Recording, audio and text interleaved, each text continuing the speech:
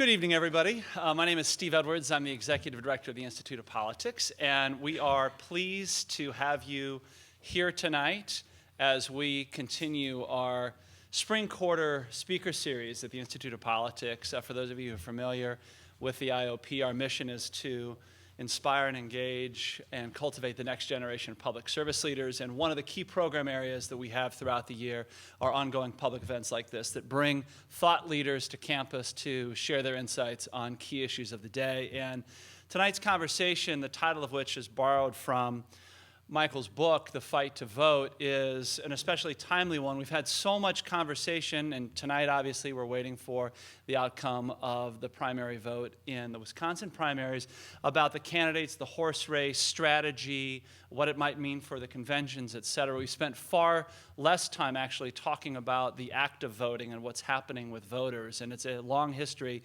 that Michael details in expert fashion in his new book. It's also something I think that speaks to some of the work that we're doing here at the Institute of Politics. And in a moment, I'll turn the microphone over to Adam to formally introduce Michael and give his biographical introduction. But there are a number of programs underway here at the Institute that are seeking to get students directly involved in politics and civic life broadly, but in voting specifically. Adam, in particular, has led the University of Chicago's Democracy Initiative, a new program, a student-run program that seeks to do that. So for you students here who are not involved, I encourage you to contact Adam after this. He also has led the IOP's collaborative efforts on campus with an entity called TurboVote, which works to register students to vote from across campus and make sure that they stay registered to vote no matter where they move across the country, far beyond the walls of the university campus as time goes on. I want to very quickly make a couple of quick program notes to remind you of two big things. Number one, we have welcomed our newest crop of fellows for spring quarter here. Several of them are with us tonight, including Livia Brockman, Jeff Greenfield, and as well Dan Isom. Please join me in welcoming them to campus. If you have not checked out their seminars and the other fellows who will be with us throughout this quarter, I encourage you to do so at politics.uchicago.edu. In addition to them, we will have Senator Tom Harkin, Mike Murphy, straight from the Bush campaign, will be coming. Ilana Dayan, a top journalist in Israel, will be here, and many, many others. So a great quarter lined up for our fellows. We also have two key events coming up in the next couple of days here at the IOP, including tomorrow night's mock GOP debate. If you haven't had enough of presidential debates thus far, we encourage you to come tomorrow night to the Revival on 55th Street. It's next to the Nile, just down from Starbucks on 55th at 5:30.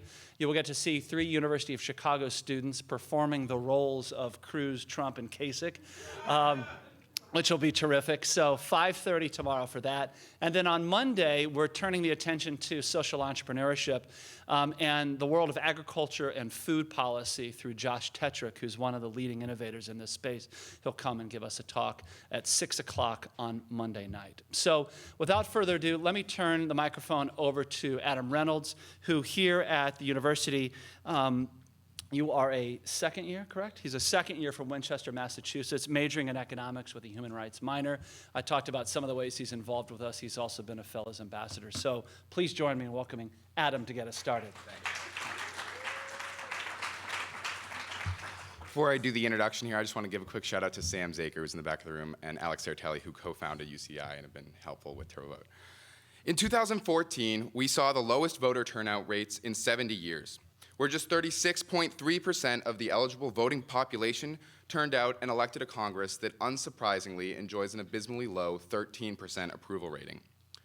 So where do we, the students of the University of Chicago, one of the nation's top schools, stand in terms of voting percentages in this picture?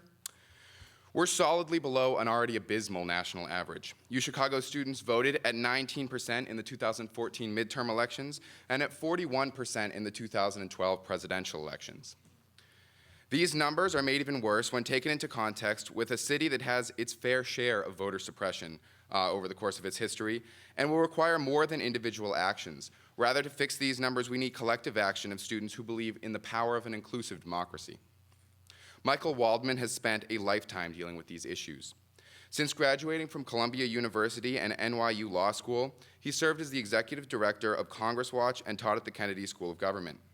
From 1993 to 1999, Mr. Waldman worked in the Clinton White House and was director of speechwriting for President Bill Clinton from 1995 to 1999, both writing and contributing to nearly 2,000 speeches, including 4 States of the Union and 2 inaugural addresses. Since 2005, Mr. Waldman has been the president of the Brennan Center for Justice at the NYU School of Law. The Brennan Center is a leading voice on election law, constitutional law, government reform, and racial justice, and was responsible for leading an effort to block laws that would have made it more difficult for nearly 5 million Americans to vote. Mr. Waldman has written countless articles and 6 books, most recently, The Fight to Vote, addressing the difficult history of voting rights in the United States. Ladies and gentlemen, it is my pleasure to introduce Mr. Michael Waldman.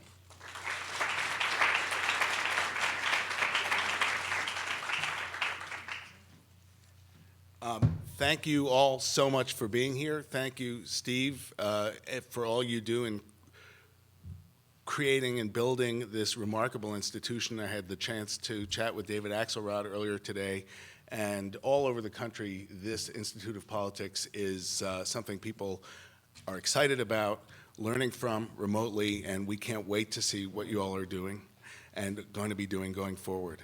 And Adam, thank you, there you are, thank you so much for what you're doing to live up to this long history and to embody this ideal of democratic participation. Thank you for the introduction. I should say I've had worse introductions. I like that one.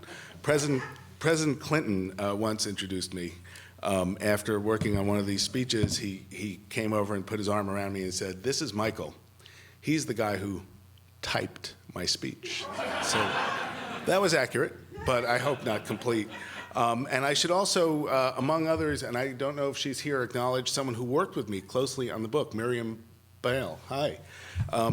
In the laborious efforts and successful, I believe, efforts to make sure that the facts are what we said they were. This is an intense moment in our democracy. It is a consequential time.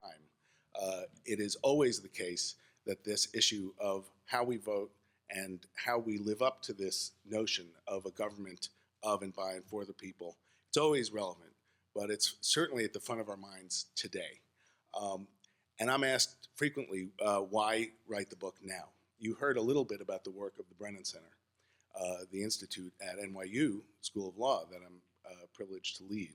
And we are engaged in these fights. And I will say that we are at a time when these controversies over voting, over the machinery of democracy, are as intense as they've been in my memory. You know that in 16 states this year, new laws are in effect that make it harder for people to vote for the first time since the Jim Crow era, for the first time in a high turnout presidential election.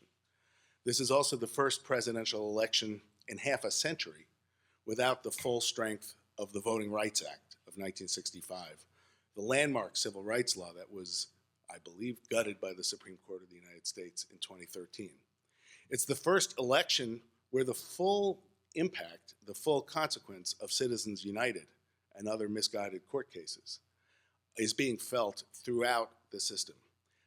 In the last election, in 2014, the top 100 donors gave more than the 4.75 million small donors combined. That is a level of concentrated political wealth that we have not seen since the Gilded Age. Add to all of that the ongoing challenges of lack of competition due to redistricting and gerrymandering, the simple decrepitude of the physical machinery with which we vote. It's not really a surprise that turnout scraped to the level that was described, the lowest in decades. These issues are not only troublesome, they're deeply felt. People are concerned with the state of our democracy. We see it in this election in ways we have not in years. And so working on these issues, as I do every day, I wanted to understand, and I wanted the readers to understand, why is this happening now? And has it always been like this? And the answer is that these fights, these challenges are consequential, they are controversial, but they are not new. The fight to vote, the drive by millions of Americans to have their voice heard as part of the democracy, has been at the center of American politics from the very beginning. And it's been at the heart of many election fights from the very beginning. It's always been raw and raucous and very frequently partisan, just as it is today. It's been a way, as we see now, that deep underlying social forces and new voices break into the system. It has never merely been formally about the rules by which we decide who can vote, though that's been an important part of it. It's always been about the role of wealth in American politics and how that interacts with our democracy. It's been about race and class and gender and all these themes that we understand have affected the way we live as a country. And it has been something where the people doing the fighting passionately have insisted on their seat at the table. And just as fiercely, others have fought against them, have fought to restrict that expansion of our democracy. And this is the story going back all the way to the very beginning. When we first articulated this powerful and earth-shaking notion of a government that would eventually become a democracy resting on the equality of its citizens. The book starts with Thomas Jefferson writing the preamble to the Declaration of Independence and articulating the view, which was radical then, that government was legitimate only if it rested on the consent of the governed. Now, even then, of course, that was not the reality. As he was writing those words in Philadelphia, he was being attended to by a 14-year-old slave boy, Sally Hemings' brother, Bob. But the idea had such power that it began to take on a life of its own. And at the time of the Revolution, at the time of the country's founding, the United States, America, was nothing close to what we would consider a democracy. Only white men who owned property were allowed to vote. That was, as many of you know, the tradition really handed down from England. And we know that that's how it started, and it's changed since then. But what I learned was that even then, this was controversial.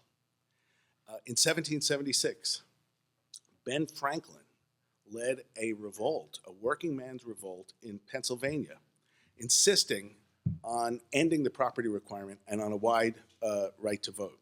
And he said then that he drafted the Constitution of the state of Pennsylvania in 1776. He said, "There's a man who owns a jackass. The man can vote. Then the jackass dies. The man is wiser. He has greater knowledge of government, but the jackass is dead, so the man cannot vote. So who, therefore, has the right of suffrage? The man or his jackass?" This prevailed, and this was the most radical and egalitarian constitution in the world at the time. Others took a very different view. John Adams was aghast at this notion of ending the property requirement, and he was urged to do it in Massachusetts, and he said, he wrote a letter, he said, "Women will demand the right to vote. Lads of 18 will think their interests insufficiently attended to, and they will demand a right to vote. Men who hath not a farthing to their name," he said, "will think themselves worthy of an equal voice in government, and they will demand a right to vote. There will be no end of it." And that's basically the book. There in fact was no end of it. This idea of democratic rights, democratic participation, took on a life of its own. And the first great breakthrough came in the 1820s and 1830s with the ending of the property requirement, where it's an interesting thing, and given the current tenor of the times, as we think of the current campaign, the first great American voting rights victory was won by the angry white working class men of America, who insisted on the right to vote, even if they didn't own property. And one of the themes throughout the book is that these victories very often were not only won by noble citizens demanding their rights, by activists, but by party politicians, by often cynical insiders who saw it as being in their own self-interest or their party's interest to expand the franchise. Martin Van Buren, who built the Democratic Party, was the person who did the most to expand voting rights. And this was a guy who was not an ideologue or a firebrand. He was from Albany, which rivals old-time Chicago in its corruption and intrigue. And there were two state senators on the floor of the state senate in Albany made a bet. One bet the other. He said, "I bet I can get Van Buren to answer a question, with a definitive answer." And he went up to him and said, "Mr. Van Buren, is it true that the sun rises in the east in the morning?" And Van Buren said, "Seeing as how I never arise that early, I cannot say from personal experience whether that is true." He's the one who got voting rights expanded and who built the world's first mass political party, the Democratic Party, resting on this sudden infusion of millions of voters. And again, it took on a life of its own. The next great breakthrough, albeit a temporary one, came during and after the Civil War. Of course, the sin of slavery, the original sin in American life, was the greatest exception to political equality and the greatest exception to this right to vote. When the war was over, Frederick Douglass, in fact, announced that after abolition had been won, that his next great goal was to expand voting rights to African American men. Now, Abraham Lincoln was against voting rights for black men. His whole career, he was against it. And his first plans for Reconstruction didn't include it. But the war changed Lincoln. The war changed Lincoln on this, as on so many things. By the end of the war, 1 in 10 Union soldiers was an African American man, many former slaves.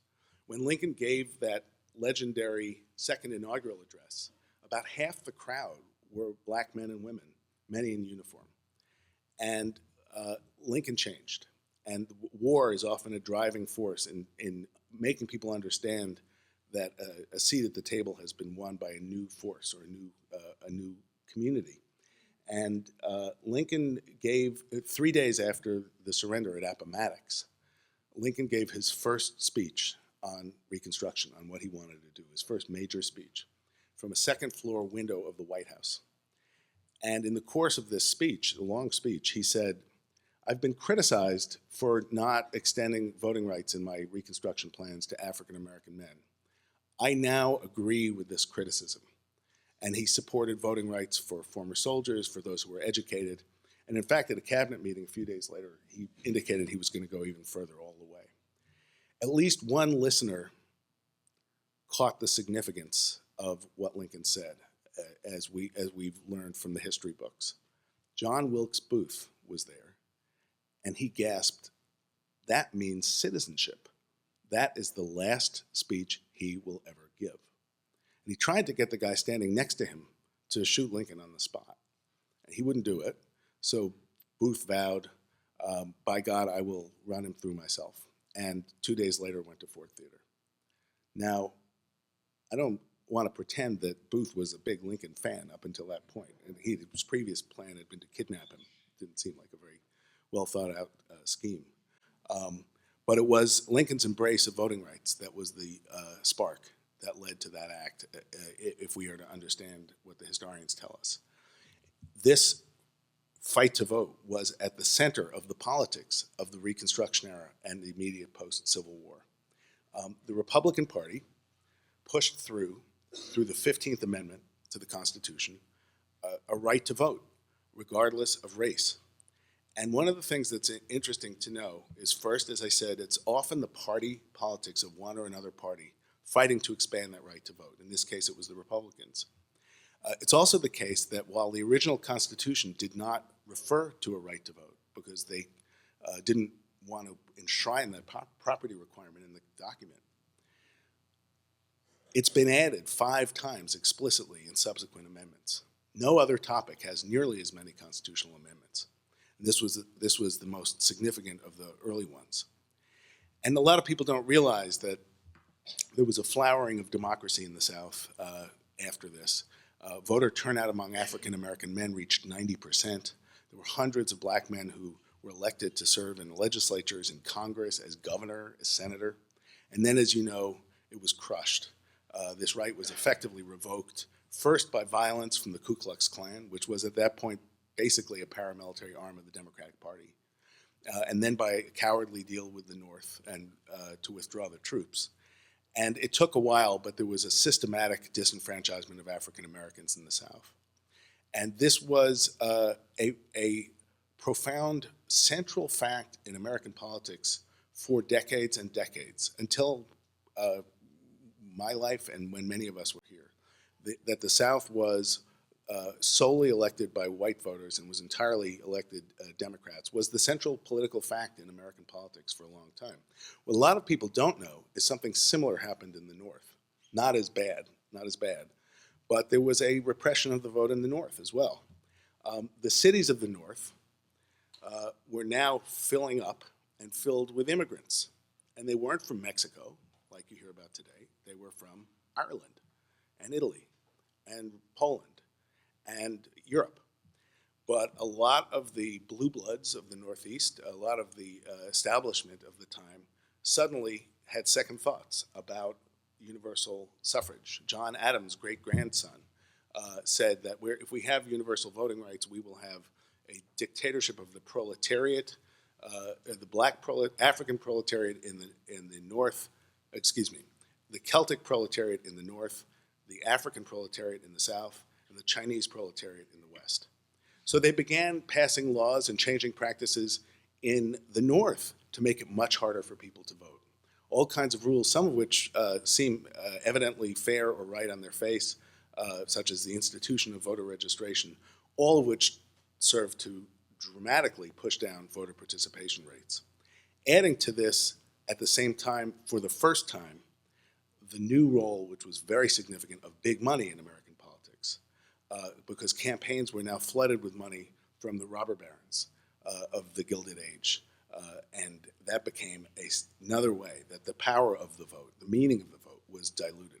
So what happened in the late 1800s, what happened in the 19th century, was things went backwards. American democracy retreated. And that's an important lesson, to understand that it doesn't only go in one direction. In the late 1800s, it emphatically went in the other direction. What happened then? I hope there's a lesson in what happened then. Americans reacted. We know of the Progressive Era, as it's mostly known, coming immediately after that time. In a lot of ways, it was a period that was similar in so many aspects to our moment now. People were buffeted by economic and demographic and social change. They felt that government was not working. They felt that it was not up to the tasks of the modern age. They felt emphatically that it was corrupt, that it was dominated by a few wealthy interests. And the Progressive Era was not only, as we learn about instituting food safety laws or antitrust laws. The Americans of that time, in communities and states and in the national political system, believed that restoring and revitalizing democracy and the vote was the answer, was a very significant part of the answer.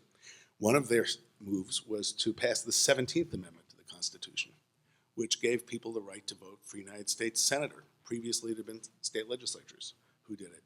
They felt that was their form, one of their forms of campaign finance reform, because they felt state legislatures were owned by big special interests. But the most significant step they took was the 19th Amendment.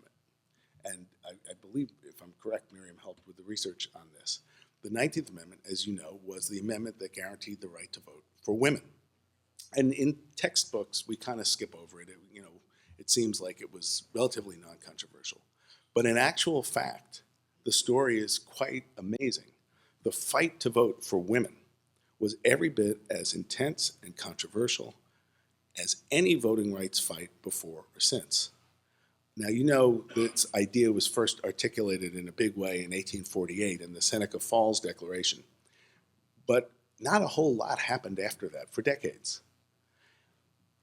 In 1911, a handful of young women, most in their late 20s, a lot of them had been in graduate school in England during the really intense, fierce fight for women's suffrage there. They came together and they came back and they said, we're going to do something really audacious. We're going to pass a constitutional amendment to guarantee voting rights for women. And just 3 months later, Woodrow Wilson got off the train in Washington, D.C. for his inauguration, the day before the inauguration. He arrived at the train station and was expecting to be greeted by a big crowd, and there was nobody there. There was the Princeton Glee Club. That was it. They belted out a song, and the New York Times wrote, made up in enthusiasm what were lacking in numbers. They were a big Democratic paper even then. And finally, Wilson's aide said, where are all the people?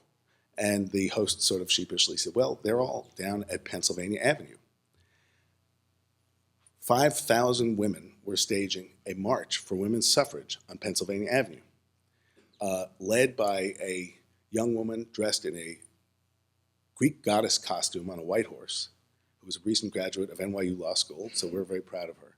5,000 women, a march for this 19th Amendment. And surrounding them on either side were 100,000 men, many of them drunk. They were there for the inaugural. And the men started yelling and cursing and throwing things, and then they broke through the lines and assaulted the women, sent 100 women to the hospital. The women had to fight their way to the end of the march. This was a big deal. It received huge amounts of publicity. It sort of overshadowed the inaugural in a lot of ways. The police chief of Washington, D.C. had to resign. And public opinion swung, seeing this violence directed at these marchers in support of women's voting rights. And reading about this, learning about this story I'd never heard before, I thought, I have a feeling others think too, that sounds just like Selma. It was 50 years before Selma. It's the same thing, that the Americans marching for their most basic rights, facing violence, brought the public's attention to the issue. And this was an incredible creative movement that they developed. Tactics, they picketed the White House for 2 years straight. Hunger strikes, forming a new political party, running candidates, using publicity in this way, all years before Gandhi used them in India, before the American labor movement used them, certainly before the African American civil rights movement. And finally, after this very intense fight, women won the right to vote in 1920. The 19th Amendment was ratified, and the size of the American electorate doubled. It's an incredible victory, and it really was at the center of things at that time. And we saw a continued fight throughout the 20th century to expand and make real the meaning of American democracy. The ultimate victory came in the 1960s with the enactment of the Voting Rights Act of 1965. And you all probably know that story, and we've read about it, we've seen films about it, we saw Selma. What was fascinating to me in researching it was, that was, of course, a victory that was particularly won by the courage of those people marching in March of 1965, those ordinary citizens willing to brave physical violence and even death on that bridge to seek and articulate their Central American right. But what's on top of that, it's a story of how Dr. King and the activists of his movement helped to organize that. And it's a story of the interplay between that movement and the politicians in Washington, and between King and Lyndon Johnson, these two viscerally talented Southern politicians. It's a much more subtle story, frankly, than the movie Selma describes, which I came down on the side of those who felt that it was unfair, among other things, to Johnson. King and Johnson, many of their interactions were taped. And for example, this was not taped, but 3 days before the march in Selma, King and Johnson met at the White House. And Johnson was saying, I'm for voting rights, but not yet. I need to pass the Great Society. Johnson never told King at that meeting that he'd actually ordered the Justice Department to draft the Voting Rights Act, and that they'd already cut a deal with Illinois Senator Everett Dirksen, the leader of the Republicans. And King never told Johnson, by the way, 3 days, turn on your TV, we're marching in Selma. The pressure from that confrontation in Alabama created this incredible movement. Johnson went before the Congress and, embracing the language of the civil rights movement, proposed the Voting Rights Act and said, we shall overcome. And it is of course, one of the great moments in American history. And it was marked by other triumphs at that time. The poll tax, which you used to have to pay in order to vote, was banned by constitutional amendment. A few years later, the voting age was reduced to 18. American democracy achieved a formal openness that it had not had at any time. And it was really that way for decades. And when I was your age, those of you who are students, I thought this was kind of put your pencils down, that the story was basically set and that the norms were set. That isn't how it's turned out. In the last 15 years, and especially in the last 5 or 6 years, those basic norms of American governance, how we elect our leaders, have been under siege. It started really with Florida in 2000 when there was this crazy recount that about 4 in the morning that first night, probably a lot of partisans realized that now the country was so closely divided that it was the case that you could win an election by turning out your vote or by suppressing the other side's vote. It also became clear that our system for electing people had grown ramshackle and manipulable. And there was a central driving tenet of the modern conservative movement to enact laws and push for rules and push for court decisions that restricted, first of all, the right to vote for many people and undid many other laws that I would say promote democratic equality. In 2011, as Adam described, dozens of new laws were passed all over the country to make it harder to vote for the first time. And those laws were blocked by courts all around the country and by civil rights and voting rights groups. Then the United States Supreme Court, the most partisan court in the country, the most intensely divided court in the country, entered the fray.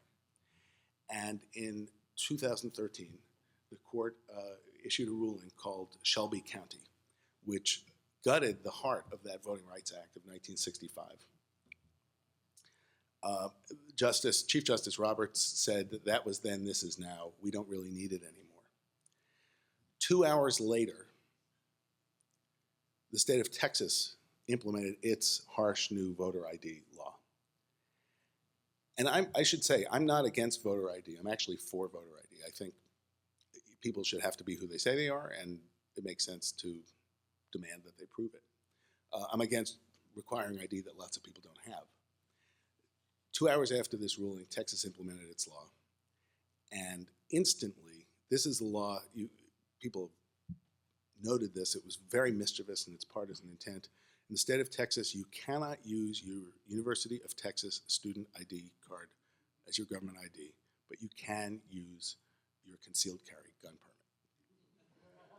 What a coincidence. Instantly, that minute, 608,000 Texas registered voters lost their right to vote. One of them was a woman named Sammy Louise Bates. My organization was one of the ones that brought a lawsuit to challenge this law. She was born in Mississippi. She remembered counting out the money for her grandmother to pay the poll tax. She moved to Detroit and then here to Chicago. She worked her whole life. She actually went to college. She retired. She moved to Texas. She lives on Social Security and nothing else. She's been voting since she was 21. She didn't have the paperwork. She was disenfranchised. And we asked her under oath, why didn't you just get the birth certificate from Mississippi?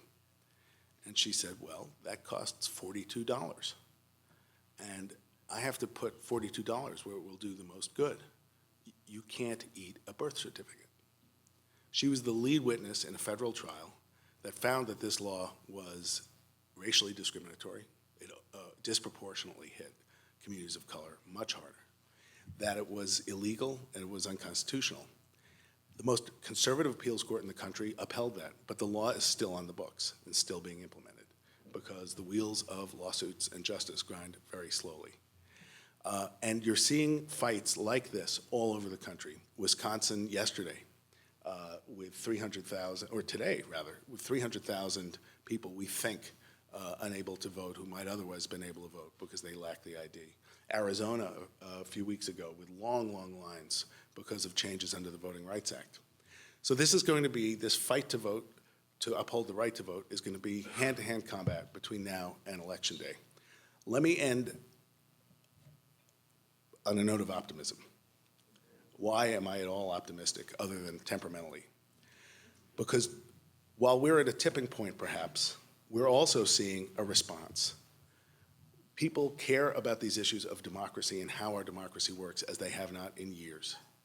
We see a campaign where, whether it's Bernie Sanders saying, I'm going to fight for campaign finance reform, or Donald Trump saying, I'm the only one who can't be bought, or Hillary Clinton, in a more muted voice, putting out by far the boldest policy proposals on voting rights and campaign finance of any of the candidates, in my view. This is at the heart of what people are angry about, among other things, with their government not working for them. And as happens at times of reaction and response, you're starting to see really encouraging reforms and movements for reform all over the country. The single biggest change that could make the biggest difference is if we move away from our ramshackle system of registering voters. If we move to automatic and permanent voter registration, like other democracies have, universal voter registration, it would add 50 million people to the rolls, it would cost less, and it would curb the potential for fraud. It's going to happen. Last year, Oregon and California passed automatic registration at the DMV offices. The New Jersey legislature passed it, but Governor Christie vetoed it. Last week, in bipartisan vote, West Virginia implemented it. I know folks are talking about it here in Illinois. President Obama, when he spoke before the state legislature, urged it. It may be on the ballot in Arizona this year. This is a movement across the country that could make a tremendous difference, be a paradigm shift. You're seeing changes like that all over the country, whether it's new forms of public financing for campaigns or nonpartisan redistricting commissions to deal with gerrymandering. These rules of how we govern ourselves are once again at the center of things, and that's exactly where they should be. So, hence the optimism. John Adams was right. There will be no end of it. We are either at a point of falling backwards or at that one of those democracy moments where we can move forward in a big way to reclaim that notion of government by the consent of the governed. That's not going to be done by judges. It's not going to be done by lawyers. It's not going to be done by academics or politicians. It's going to be done by the citizens because that's who's fought this fight from the very beginning. So that's where we stand and where we're going. Thank you.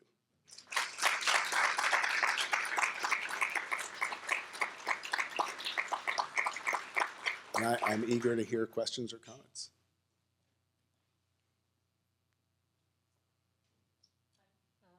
Thank you for coming. I was just curious what your thoughts were on the recent so-called one person, one vote Supreme Court decision, and sorry for anyone who didn't hear that, and just, yeah, your thoughts on that going forward. How big of an impact will it have? So it was a very big deal for a few reasons. One is it reminded us how important the Supreme Court has made itself on the issue of democracy. A lot of bad rulings, one of the few really good rulings in American history that really made it a big change was the idea of one person, one vote. In a case called Reynolds v. Sims and Baker v. Carr in the 1960s, that said that legislative districts had to basically be equal in size, and so therefore your vote really mattered in an equal way.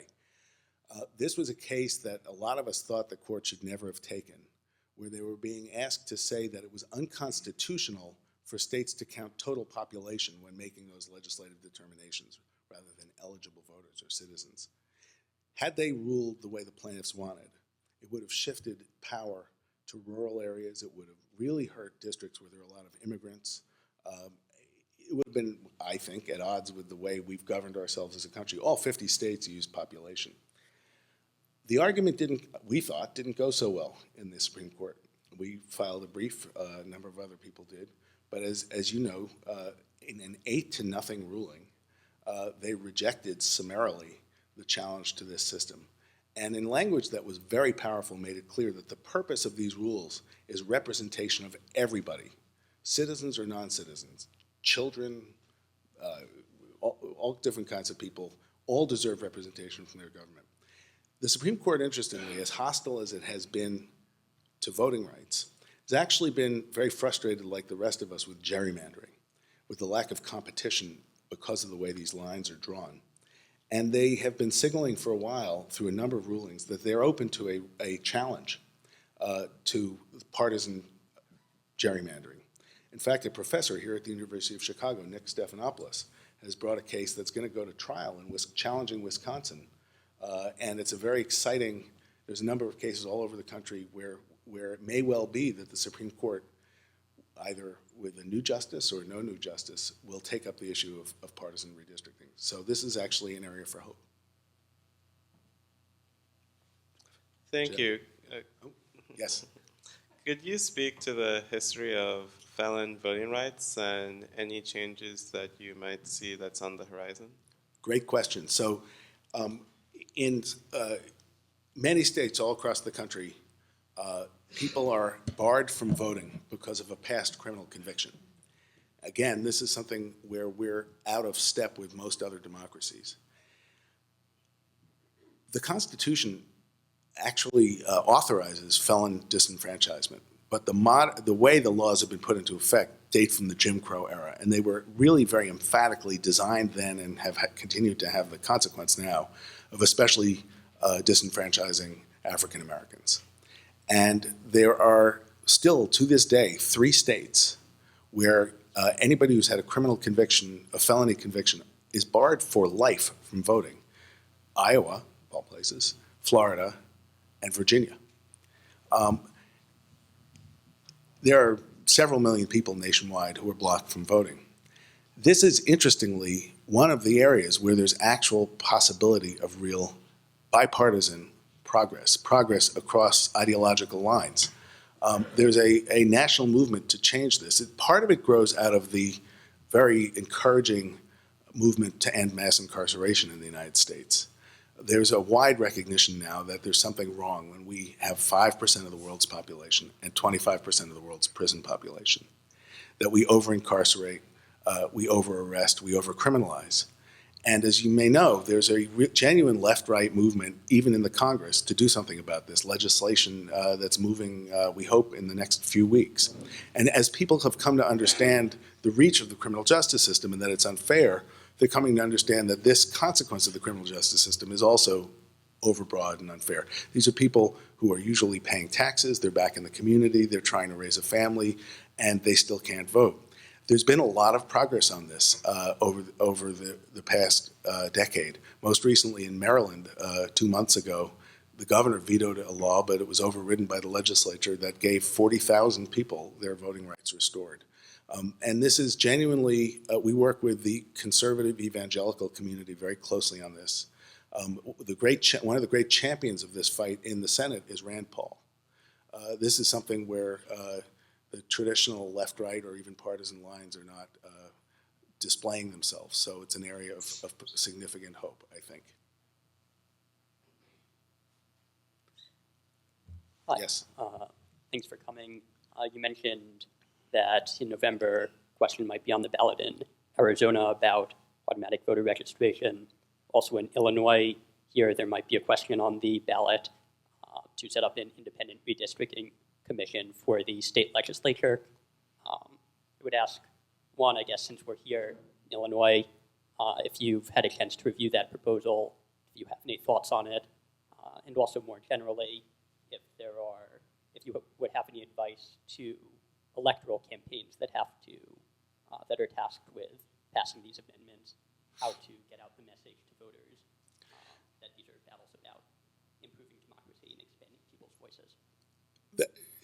Thanks. You know, this issue of redistricting is a really tough one because, first of all, it's hard when you have a system with single-member districts. It's hard to draw legislative districts that are really competitive everywhere. You want to protect, for example, the ability of communities to elect people who represent them. You know, we've sorted ourselves as a people, so liberals tend to move into liberal neighborhoods or communities, and conservatives tend to live in conservative areas. There's never going to be a perfect answer, but gerrymandering, which is the really manipulative drawing of these lines, has gotten worse and worse. Now, it's important to know, this is something that's been with us forever. The very first candidate to have his district gerrymandered to try to make it so that he couldn't win in the very first congressional election was James Madison. Patrick Henry was his enemy. And he drew the district so that Madison, to try to keep Madison from winning. And Madison actually, they also ran a charismatic, not too bright war hero against Madison, James Monroe. And in order to win this surprisingly tight first congressional election, Madison had to do the first great flip-flop in American political history. He was against there being a Bill of Rights. He'd written the Constitution, he wrote the Federalist Papers, he thought it was fine as it was, but the Baptists of that district were the swing vote, and they were religious dissidents. And they said, we'll only back you if you reverse your position and come out for a Bill of Rights and a religious freedom amendment. And so Madison did this incredibly classic, well, it's true that I always said this, and now I'm for it, and I haven't actually changed my position, and here's why. But he switched his position, won by 300 votes, and passed the Bill of Rights. So gerrymandering had its positive consequence then. Both parties do it. Democrats have done it, Republicans have done it. Lately, it's gotten computerized, and thus more and more effective. There have been moves over the years to enact what's the simplest and highly effective reform, nonpartisan redistricting commissions, to draw the lines instead of the politicians drawing their own lines. And it hasn't been Democrats or Republicans particularly who've pushed this. In Arizona, it was done by Citizen Initiative. In California, it was pushed by Governor Schwarzenegger and the Republicans and backed by Citizen Initiative. The Supreme Court last year blessed it enthusiastically, blessed this notion of these kinds of initiatives. Something similar passed in Ohio a couple of months ago. Florida has a different version, but the same kind of reform. These reforms, when done right, really make a big difference. We've been giving advice to some of the folks who are looking at how to do it. Not all these systems work equally well, but they really can make politics more competitive and, interestingly, less polarized.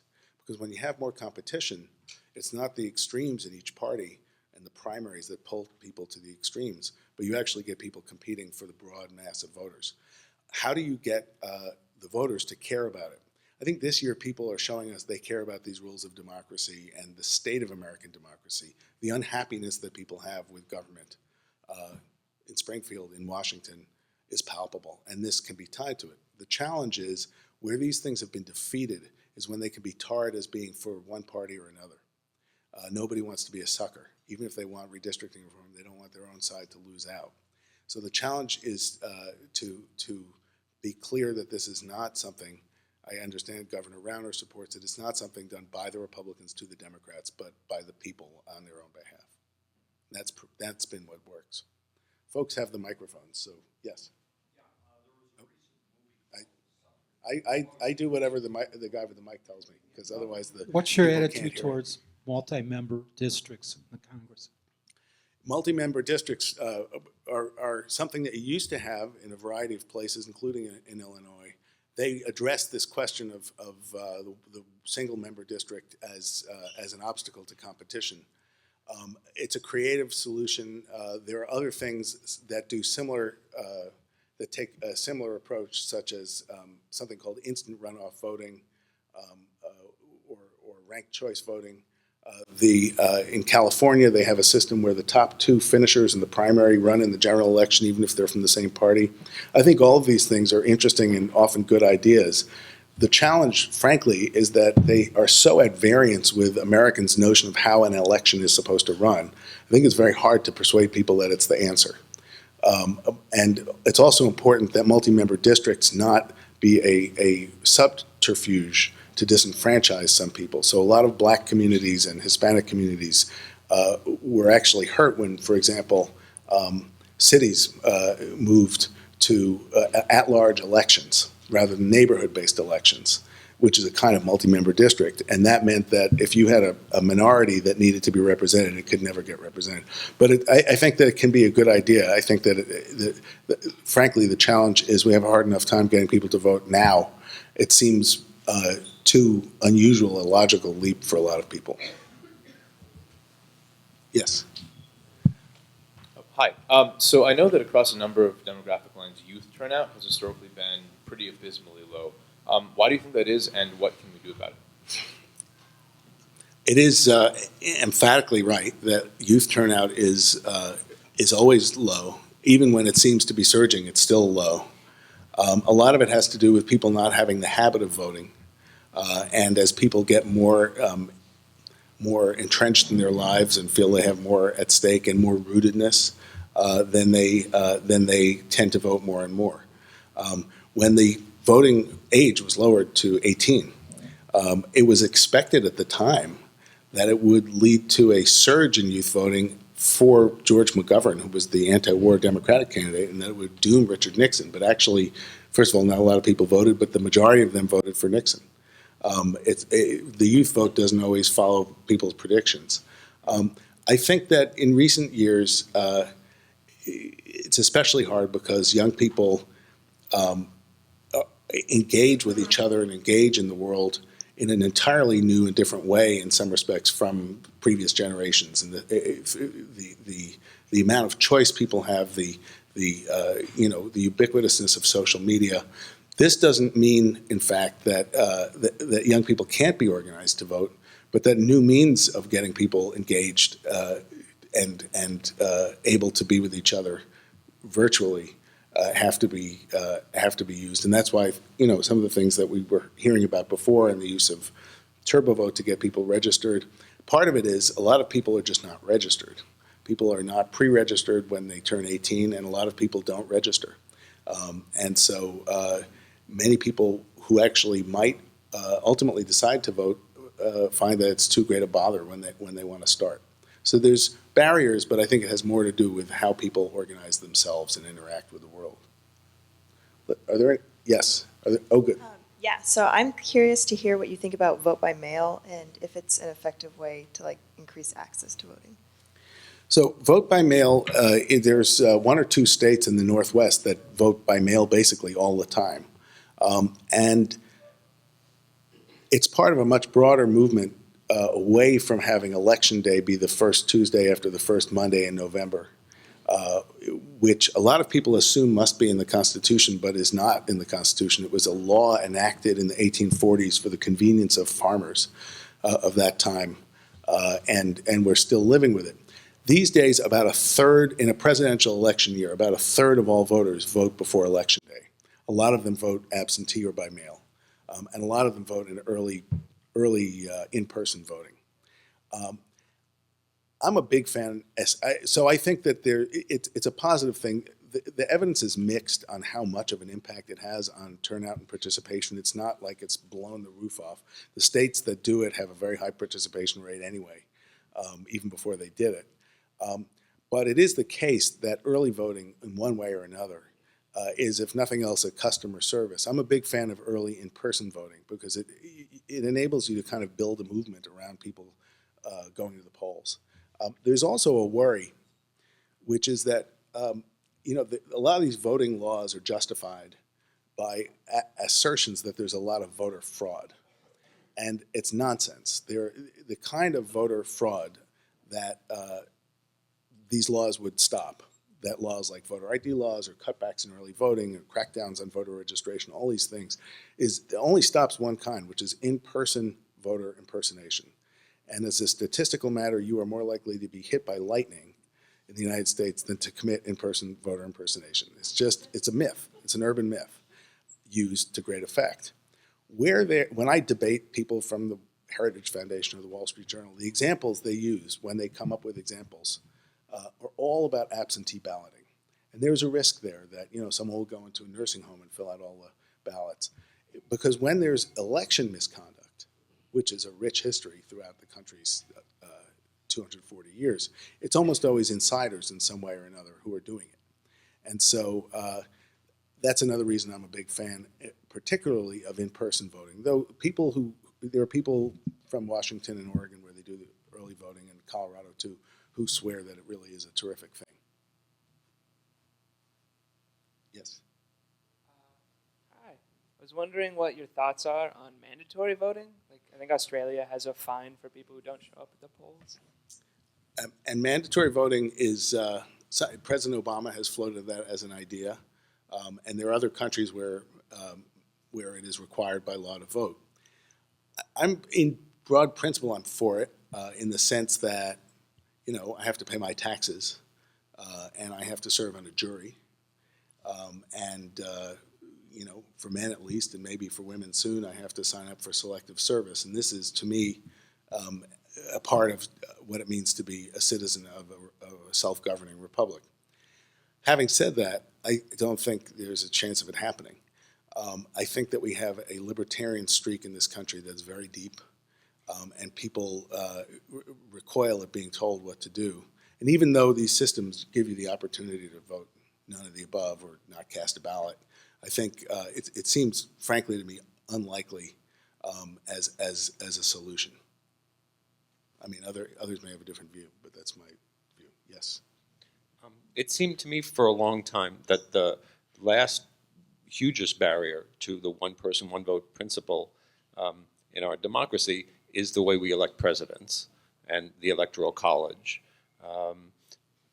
And that if the electoral college could be eliminated and simply went by the popular vote, that would greatly improve the candidates and our political system, especially the presidential system.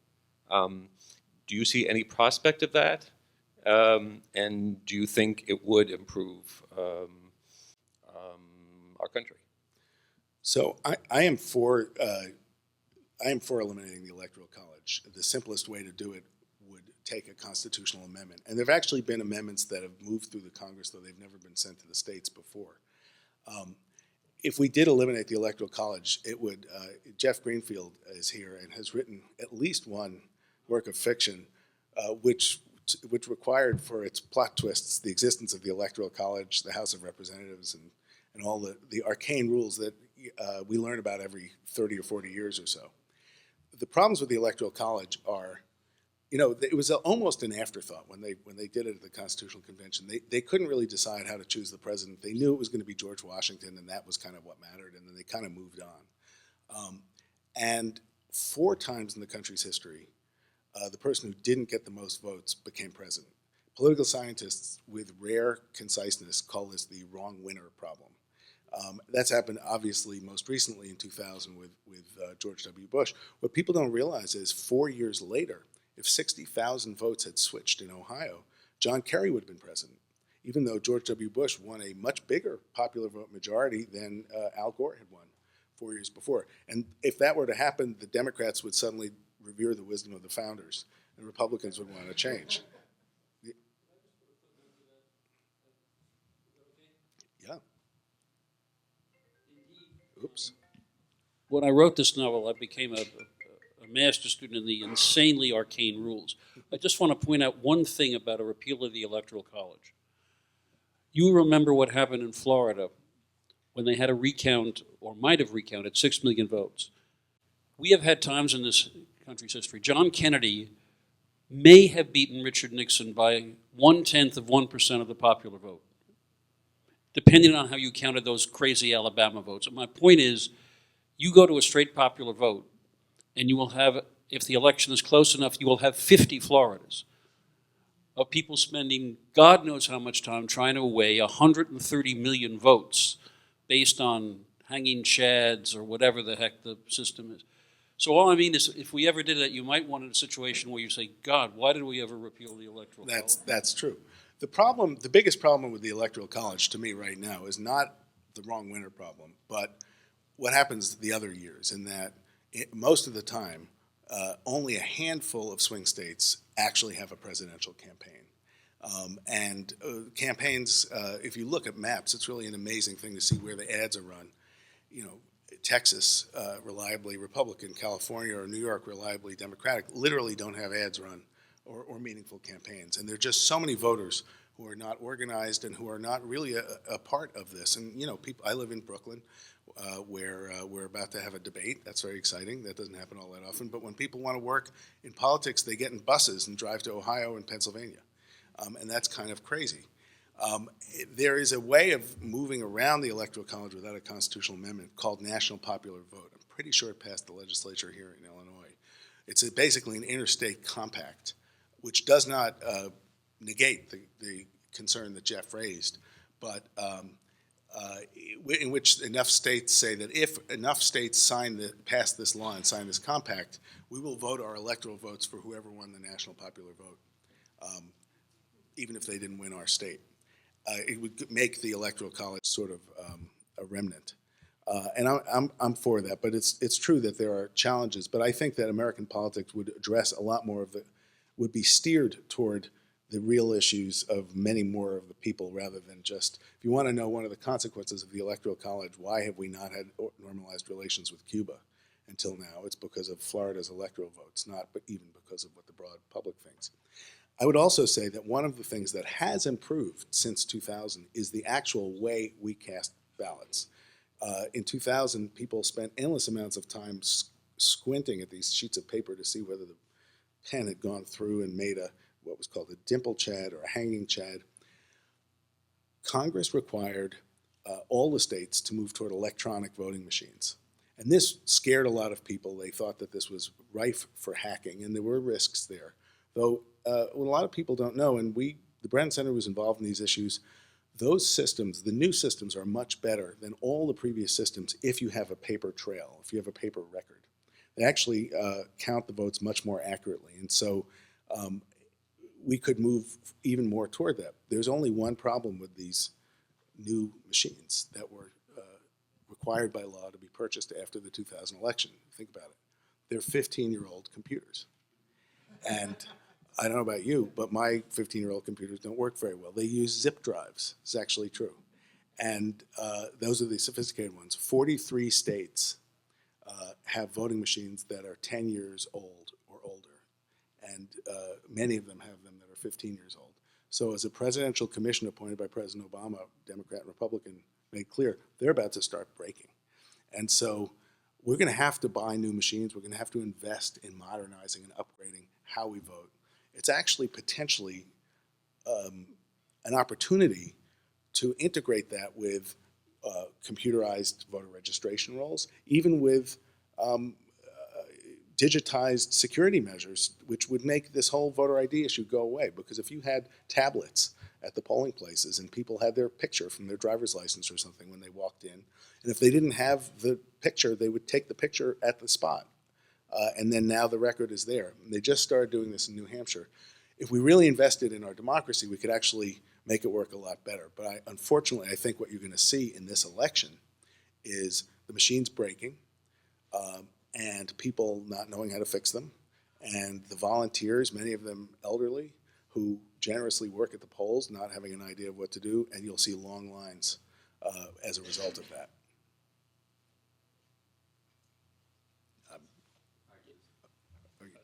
You already answered most of my question, but I was going to ask just about that, about what do you see as the future of voting, and are there any countries that you believe offer a great case study in that respect? Many other countries do many other aspects of this better than we do. Canada, for example, has automatic universal registration and a number of other things that are better. We can learn a lot from Canada, from Germany, from England. You know, our Constitution was the first democratic constitution, and a lot of other countries learned a lot of stuff when they did theirs, even in how the government runs and in some of the things we revere in our own checks and balances in our constitutional system. Others have found newer ways to have partisanship and elections, but not grind to a halt when there are two parties sharing power. I think that modernizing the system goes a long way. The power of digital technology can be felt in the campaign finance area too. I believe that Citizens United and the other Supreme Court decisions that knocked down a century's worth of campaign finance laws, I believe those cases, a lot of them will be reversed in the coming decade, regardless of who the next justice is. But even if that doesn't happen, the rise of small donors, and we see it right now in the Sanders campaign, and you saw it before that in the Obama campaign and the Dean and McCain campaigns before that, is the most hopeful thing in American money in politics. And there are systems, and so much of that is empowered by the ability to give online. And there are systems to bolster the voices of ordinary citizens, a version of public financing that matches small contributions from voters. That's how we do it in New York City where small contributions get I think a 6-to-1 match, and it's been transformative in who runs for office, in fighting corruption. And it really, at a national level, the digitization makes a big difference. I'll tell you one thing I'm not for. I'm not for internet voting. Internet registration, absolutely. Digitized voter lists, yes. I don't think we are ready for internet voting. I think it is unsafe. I can imagine that North Korea or Russia would have ample means and ample motive to be up to no good with our elections. People say, well, our banks, don't you bank online? And the answer is, yeah, well, they spend billions of dollars. When they get hacked, they swallow their losses and don't tell everybody about it. And nonetheless, every 6 months or so, I get a phone call from Visa saying, we need to send you a new card because it was a data breach. I don't want to see that. I don't want to wake up the day after Election Day and discover that we've seen something like that in our democracy. Take one final question on this far side. So you mentioned that you think that people should have to prove who they are, at least you support some form of voter ID. So I'm just wondering what types of ID you think should be required, and also why you think that if there is no real voter fraud happening and it only impacts in-person voting, really, or absentee. There are a number of ID regimes that don't disenfranchise anybody. The federal voter law called the Help America Vote Act that was passed in 2002 requires a bunch of different forms of ID to register to vote, and there are 10 or 12 different kinds, and everybody's got one of them, whether it's a driver's license. About 11% of eligible voters don't have a driver's license in the United States. But utility bill, student ID card, veteran card, there's a whole bunch of different ways. I would be for government-issued ID cards. Most countries, including Mexico, have a national ID card because that's how you get your health care. We don't do it that way in this country, but almost every other country actually has a national ID card. That is how people vote. Rhode Island recently enacted a voter ID law that allows, again, a number of different kinds of ID, and it's fine. Nobody gets, very, very, very rarely do people who are otherwise eligible to vote get disenfranchised. Why do I generally support it? Because I think that there's a risk of fraud and misconduct, and I wouldn't want to see that happen. And I think it also gives confidence to people. But again, the biggest risk, my group leads the fight against voter ID laws that are so harsh and narrowly crafted. Texas is not the only one. As I mentioned, Wisconsin, a federal judge ruled that there were 300,000 eligible voters who didn't have the kind of ID.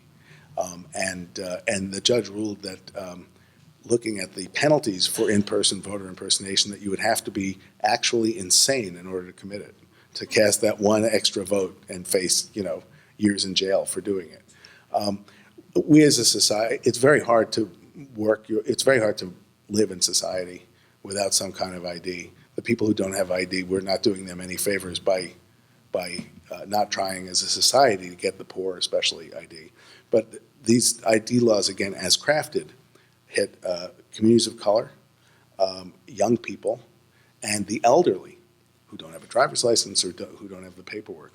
Another thing, so there's just lots of ways. If we wanted to do this without disenfranchising anybody, it would be easy.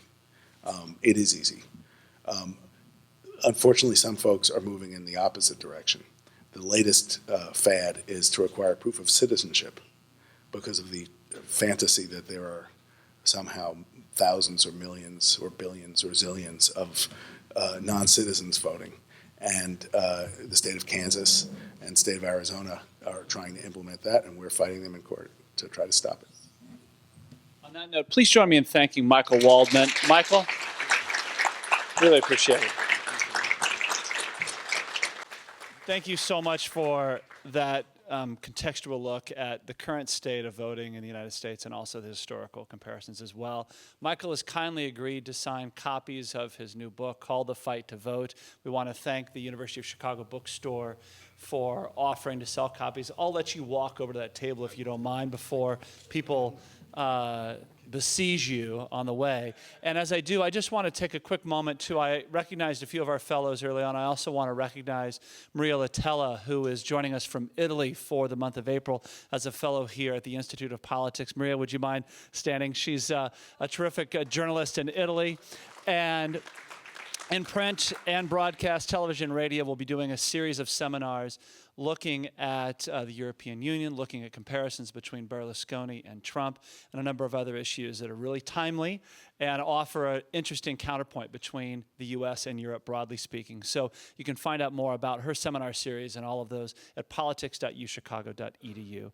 Thank you all so much for being here tonight. It's great to have you here, and we look forward to seeing you again next time at the IOP.